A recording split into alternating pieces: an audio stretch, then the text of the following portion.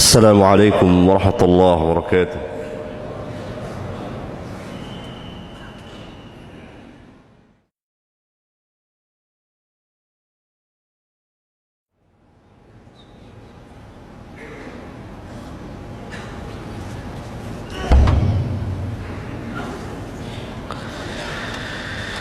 إن الحمد لله نحمده ونستعينه ونستغفره ونعوذ بالله من شرور أنفسنا ومن سيئات أعمالنا. من يهده الله فلا مضل له ومن يضلل فلا هادي له. وأشهد أن لا إله إلا الله وحده لا شريك له وأشهد أن محمدا عبده ورسوله. أما بعد، أيها الإخوة, sidang Jumat yang saya cintai,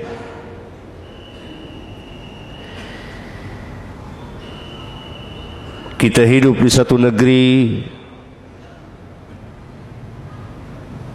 yang kehidupan keagamaannya,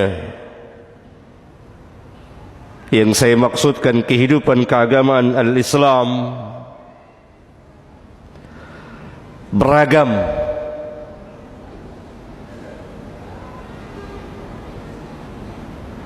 Berbagai macam sekte atau golongan atau firqah ada di negeri ini.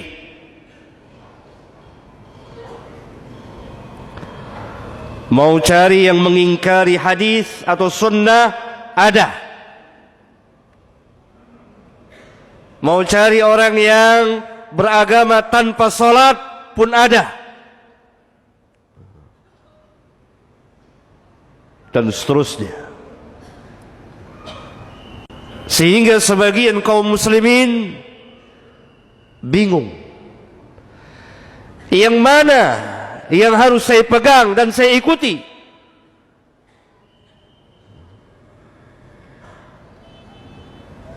Yang pada hakikatnya, kalau kita kembali kepada Al-Quran dan Sunnah, kita akan dapati jawabannya.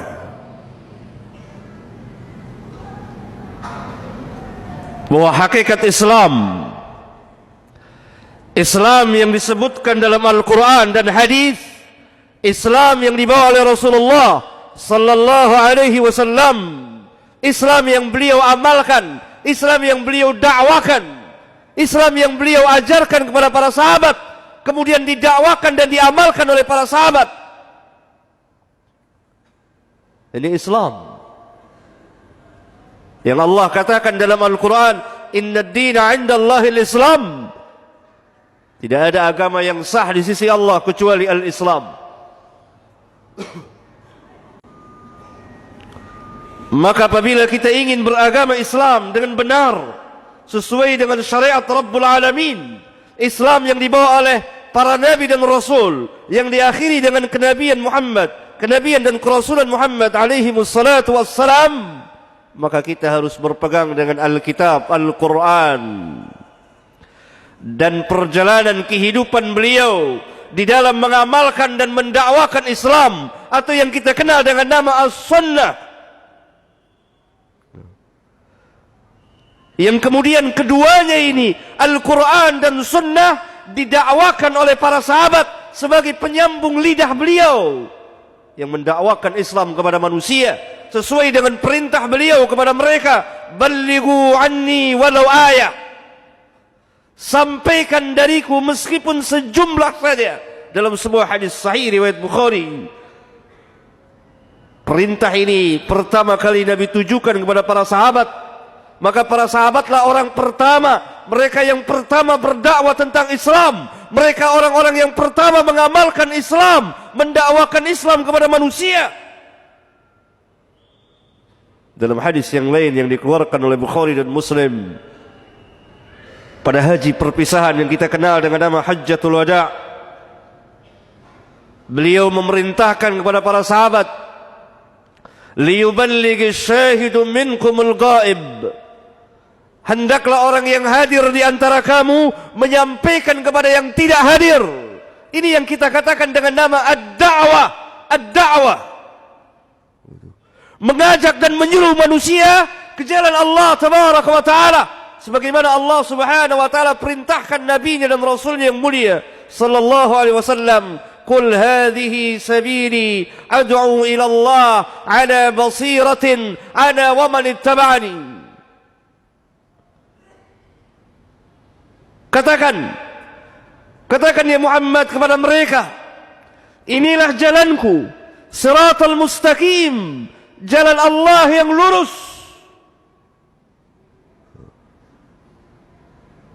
Aku ajak manusia ke jalan Allah ala basiratin, atas dasar basirah.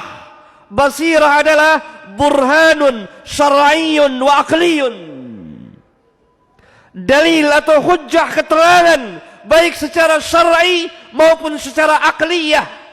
Aku bersama dengan orang-orang yang mengikutiku. Berarti kalau kita sebagai pengikut Nabi yang mulia sallallahu alaihi wasallam, kita telah beriman kepada beliau, kita mencintai beliau, kita mengikuti beliau, maka pengamalan dan dakwah kita harus sesuai dengan pengamalan dan dakwah beliau. Karena Allah katakan, "Qul hadhihi sabili ad'u ila Allah ala basiratin ana wa man ittaba'ani." Katakan, inilah jalanku yang lurus. Aku ajak manusia ke jalan Allah atas dasar ilmu. Aku bersama dengan orang-orang yang mengikutiku mengajak manusia ke jalan Allah atas dasar ilmu.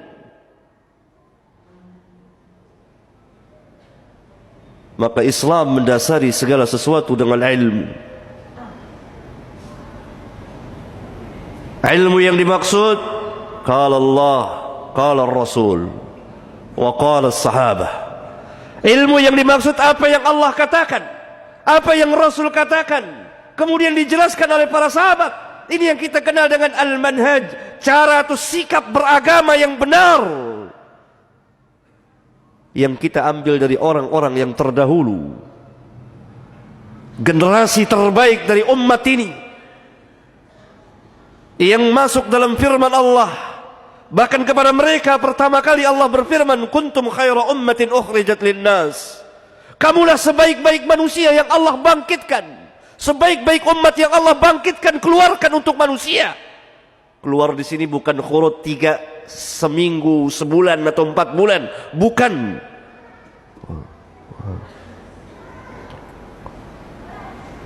Para sahabat ridwanullah alaihim jami'an,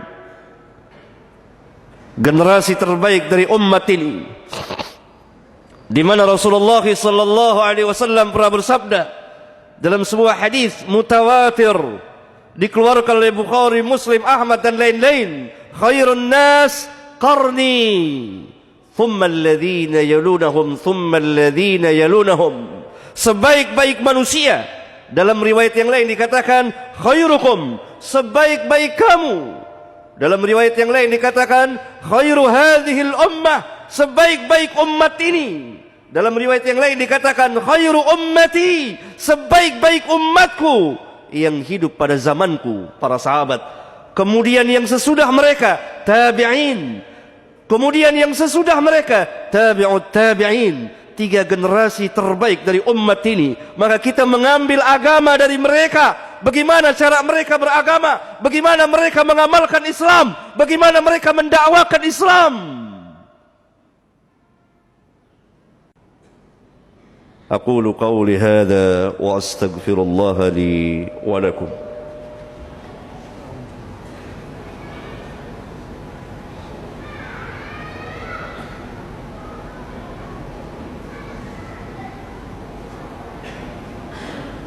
الحمد لله حمدا كثيرا طيبا مباركا فيه كما يحب ربنا ويرضى، والصلاة والسلام على النبي الرحمة وعلى آله وأصحابه ومن اتبعهم بإحسان إلى يوم الدين، وبعد. Sidang Jumat yang saya cintai, ada salah satu firqah, kelompok yang berkembang di negeri kita ini sejak 20 tahun lebih yang lalu, yang ajarannya sangat sesat dan menyesatkan. Bahkan kalau kita timbang dengan timbangan Al-Quran dan Sunnah, tidak ragu lagi bahwa ajaran mereka ini telah keluar dari Islam. Walaupun mereka mengatasnamakan Islam, mereka adalah orang-orang yang dididik oleh para orientalis di negeri-negeri mereka. 2-3 abad yang lalu, para orientalis itu langsung mendatangi negeri-negeri Islam, Indonesia, Malaysia, Pakistan, Mesir, dan seterusnya. Mereka turun terjun langsung merusak akidah dan amaliyah kaum muslimin. Pada awal abad ke-20,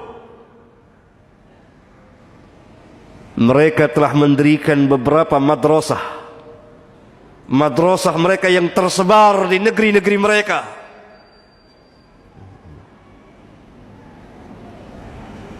Kemudian mereka mengundang abnaul Islam, anak-anak Islam ini, untuk belajar ke negeri-negeri mereka. Inilah madrasah orientalis, atau yang saya namakan dengan nama Yahudi gaya baru. Selesai mereka menamatkan pelajaran, mereka belajar tentang Islam biza'mihim, menurut persangkaan mereka.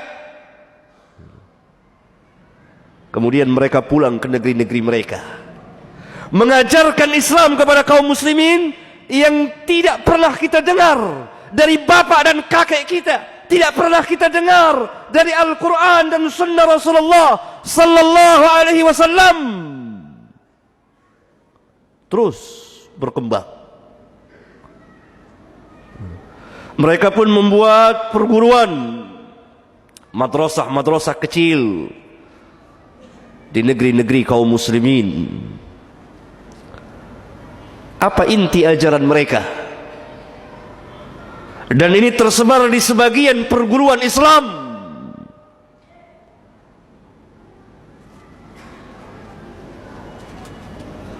Pertama, mereka mendakwakan kesatuan agama, wahdatul wujud, wahdatul adyan, kesatuan agama. Semua agama adalah sama, tujuannya adalah satu kepadanya. Tidak ada perbedaan antara Islam, Kristen, Yahudi, Konghucu, Buddha, Hindu. Sama semuanya, semuanya berada dalam kebenaran. Ini ajaran yang sangat berbahaya, merusak dan membatalkan dan menghancurkan akidah seorang muslim, di mana Rabbuna telah tegaskan tadi, inna ad-dina 'inda Allahil Islam. Tidak ada agama yang sah di sisi Allah kecuali Islam. Wa raditu lakumul Islam dina, dan aku redha Islam sebagai agama bagimu. Wa may yabtaghi ghairal Islam dinan fala yuqbal minhu wa huwa fil akhirati minal khasirin. Barang siapa yang mencari selain dari Islam, maka tidak akan diterima agamanya dan dia termasuk orang yang rugi nanti di akhirat. Berkembang ajaran ini sejak kurang lebih 20 tahun yang lalu di negeri ini, dengan sejumlah tokoh-tokohnya. Kemudian sekarang mereka telah mempunyai anak cucu dan mengembangkan lagi ajarannya, wahdatul adyan, kesatuan keagamaan ini. Yang kedua, dari inti ajaran mereka, memasukkan keraguan ke hati kaum muslimin untuk meragukan kebenaran Islam, meragukan kebenaran Al-Quran, meragukan kebenaran Sunnah, meragukan kebenaran dakwah para sahabat ridwanullah alaihim jami'an, mencaci maki para ulama kita dari generasi ke generasi, sampai Al-Imam Asy-Syafi'i pun tidak luput dari caci maki mereka. Padahal Rabbuna telah menegaskan kepada kita, al-haqqu min rabbika fala takunanna minal mumtarin. Yang hak itu dari Rabbmu, maka jangan sekali-kali engkau menjadi orang yang ragu. Kita yakin akan kebenaran Islam, kita yakin akan kebenaran Nabi yang mulia sallallahu alaihi wasallam, kita yakin akan kebenaran Al-Qur'an dari awal sampai akhir, meskipun kita belum paham sebagiannya atau secara keseluruhannya. Qul sadaqallah, katakan benarlah Allah. Sebagaimana Nabi yang mulia pernah bersabda, ma kharaja minni illa haqqun, tidak keluar dariku melainkan kebenaran, yang adalah kebenaran di atas kebenaran. Mereka memasukkan sedikit demi sedikit keraguan demi keraguan di dalam hati, tashkik di dalam hati seorang mukmin. Padahal kalau kita membaca Al-Quran, di awal-awal Quran, di awal surat Al-Baqarah, Allah berfirman, Alif Lam Mim, dzalikal kitabu la raiba fihi hudan lil muttaqin.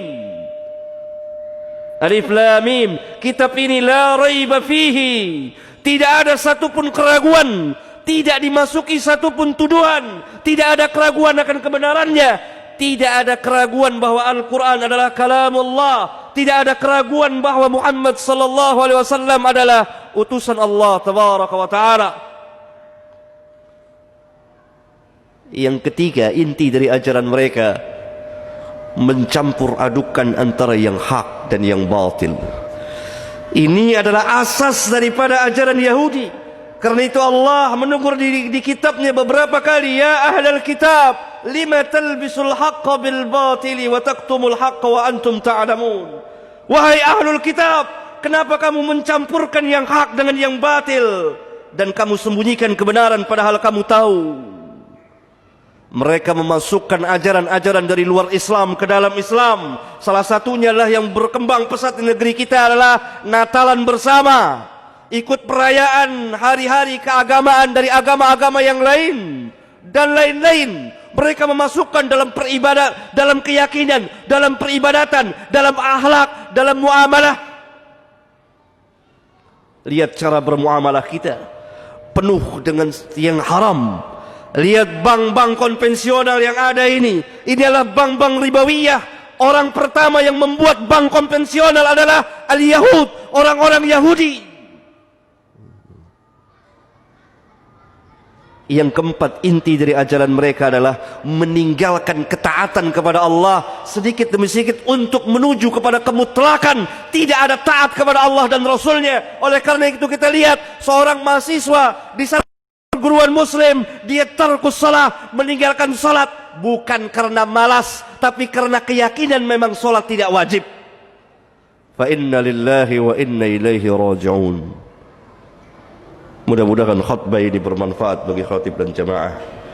Allahumma ighfir lil mu'minina wal mu'minat wal muslimina wal muslimat al ahya'i minhum wal amwat.